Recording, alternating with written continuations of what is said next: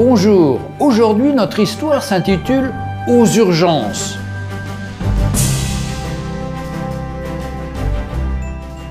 Cette histoire se passe dans un hôpital de campagne où le chirurgien n'est pas sur place en permanence.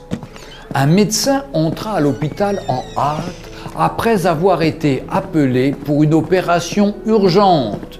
Il répondit à l'appel, changea rapidement ses vêtements et alla directement au bloc opératoire. Là, il trouva le père du garçon qui faisait les 100 pas dans le hall. En voyant le médecin arriver, le papa s'écria « Mais pourquoi avez-vous pris tant de temps pour venir? Vous ne savez pas que la vie de mon fils est en danger? Vous n'avez pas le sens de vos responsabilités ?» Le médecin sourit et dit « Je suis désolé. Je n'étais pas dans l'hôpital et je suis venu le plus rapidement possible après avoir reçu l'appel. Et maintenant, je souhaite que vous calmiez afin que je puisse faire mon travail. » « Me calmer? Mais si c'était votre fils, vous calmeriez-vous? Si votre propre fils meurt maintenant, que feriez-vous? » dit le père en colère.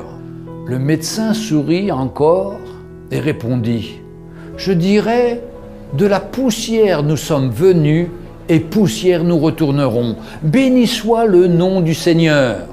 Les médecins ne peuvent pas prolonger des vies. Allez et priez pour votre fils. Nous ferons de notre mieux par la grâce de Dieu. » « Oh, c'est facile de donner un conseil quand on n'est pas concerné, » murmura le père. L'opération dura quelques heures, après lesquelles le médecin sortit, satisfait et content. « Merci Seigneur, votre fils est épargné. Si vous aviez d'autres questions, demandez à l'infirmière. » Une fois le médecin parti, le père dit à l'infirmière « Pourquoi est-il si arrogant?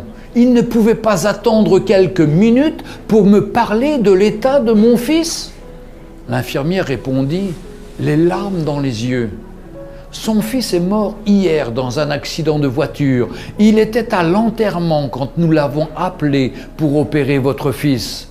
Maintenant qu'il a épargné la vie de celui-ci, il est reparti pour finir l'enterrement de son propre enfant. Ne jamais jugez personne parce que vous ne savez pas ce que celle-ci peut traverser en ce moment. » Retrouvez Un jour une histoire sur www.365histoire.com.